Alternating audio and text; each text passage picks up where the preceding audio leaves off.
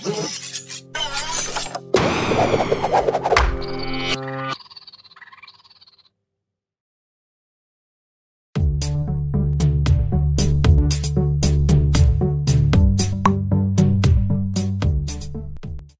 اوس پوه شوئ چې باید په ټولګي کې وینا وکړئ او ستاسې ښوونکي هغه څه چې باید په وینا کې شامل شي روښانه کړی دی، خو د موضوع انتخاب ستاسې پر غاړه دی.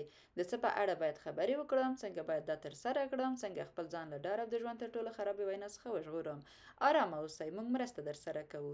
د موضوع موندلو لپاره درې عامې طریقې دي: دماغي هلې ځلې، ذهني نقشه جوړونه او ازاده لیکنه.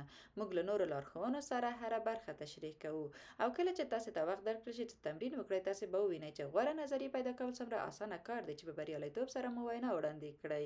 دماغي هلې ځلې هغه څه دي چې تاسې په طبیعي توګه فکر کوئ او هره نظریه چې لرئ ولیکئ، څو یوې پوښتنې ته ځواب ورکړئ. د بیلګې په توګه تاسې فکر کوئ چې زما د وینا موضوع به څه وي او بیا 2 دقیقې وخت ورکړئ. هره نظریه چې لرئ لیست کوئ یې. هیڅ شی مه هیروئ، که هر څومره بې معنا هم ښکاري. تاسې هیڅکله نه پوهیږئ چې الهام له کومه ځایه راځي. دماغي هلې ځلې تاسو ته یو لیست درکوي چې تاسې کولی شئ له هغه څه څخه خپل موضوع وټاکئ. ذهني نقشه یو بصري شکل یا بڼه ده چې یو فکر ښیي. دا هغه وخت ګټوره ده کله چې تاسې یو موضوع غوره کړې وي خو نه پوهیږئ چې په هغه کې څومره پوهه لرئ.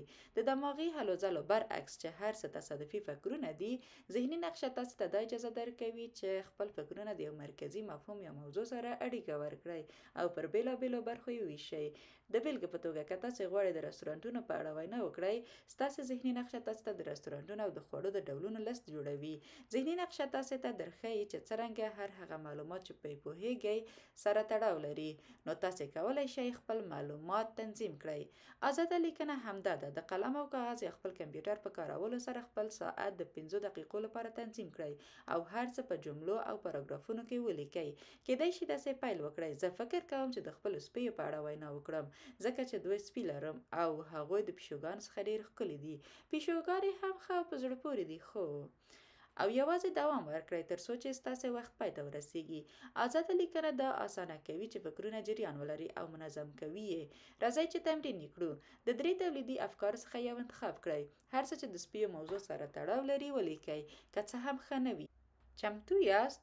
ویډیو ودروئ او خپل لیست ولیکئ. چې خلاص شوئ بیا دوام ورکړئ. وخت پای ته ورسید. ستاسې لیست څنګه ښکاري؟ آیا د فکرونو څخه ډک دی که نه دی؟ مه خفه کیږئ، دا تمرین ته اړتیا لري. بیا هڅه وکړئ او وګورئ چې څنګه روان یاست. کله چې مو موضوع انتخاب کړه، موږ تاسو ته ځینې وړاندیزونه لرو چې د څه لپاره یې محدوده کړئ او په لنډه توګه خبرې پرې وکړئ. موږ وړاندیز کوو: څېړنه. دا وڅېړئ چې ستاسې د موضوع په اړه نور څه معلومات شته او که نه. ژورنالیستیکي پوښتنې. د خپلې موضوع منځپانګې داسې برابره کړئ چې له خپل ځان څخه د یوې پوښتنې پر اساس وي: څوک، څه، چیرې، کله، څنګه او ولې. له یو مسلکي شخص څخه پوښتنه وکړئ. له یو کارپوه سره مرکه وکړئ او د هغوی پر هغو نظریاتو باندې پوه شئ چې په زړه پورې دي او خلک باید پرې پوه شي. کله هم په ستونزه کې راګیر یاست او نه پوهیږئ چې څنګه خپله موضوع محدوده کړئ، خپل اورېدونکي په پام کې ونیسئ. هغوی څوک دي او ستاسې د موضوع په اړه څومره پوهیږي؟ دوی ته به څه په زړه پورې څه به زده کړئ؟ کوم ډول تصورات به د دوی خوښ شي او غواړئ چې هغوی ستاسې له ویناوو څخه څه ترلاسه کړي؟ دا ووایئ چې غواړئ د دې په اړه خبرې وکړئ چې څه اړتیا شته چې دوی د جمعې په ورځ په چکر لاړ شي. ټولګیوال مو ستاسې اورېدونکي دي. 30 ثانیې وخت ورکړئ چې دوی د هغه څه په اړه ولیکي چې غواړئ پرې پوه شي. موږ به په تمه پاتې شو. ویډیو ودروئ او خپل لیست ولیکئ. کله چې ختم شو بیا دوام ورکړئ. دا زموږ لیست دی. ستاسې لیست سره څنګه پرتله کیږي؟ که سره ورته نه دي، هیڅ ستونزه نه لري. ټول اورېدونکي مختلف دي. د لیکلو پر مهال اړینه ده چې د هغوی نظر په پام کې ونیسئ. دا ستاسې وینا لا پیاوړې کوي او په پای کې اخیستلیکونه هم ولیکئ. که څه مو چې د څېړنې یا مرکې پر مهال ولوستل ولیکئ. دا ستاسو سره مرسته کوي چې یوه سمه او دقیقه پیژندنه یا بیوګرافي جوړه کړئ. که چېرته مو د یو اخیستلیک نوم ذکر نه کړ، دا د ادبي غلا په نوم یادیږي.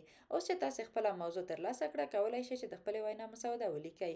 دا مو په یاد وي چې هر څوک لوی نظریات لري، خو تر هغه چې لیکل شوي نه وي شتون نه لري.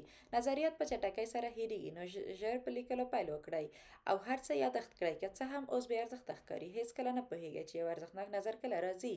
اوس لپاره همدا بسنه کوي. آیا چمتو یاست چې د راتلونکې وینا لپاره مو نظر رامنځته کړئ؟ په یاد ولرئ چې دغه لارې چارې کولی شي د څېړنیزې مقالې او یا هم کورنۍ دندې لپاره هم ګټورې اوسي. په لنډ وخت کې له لږو هڅو سره مسلکي شئ. مبارک، دا مو ترسره کړ. د یوې موضوع په اړه فکر وکړئ او نظریې رامنځته کړئ.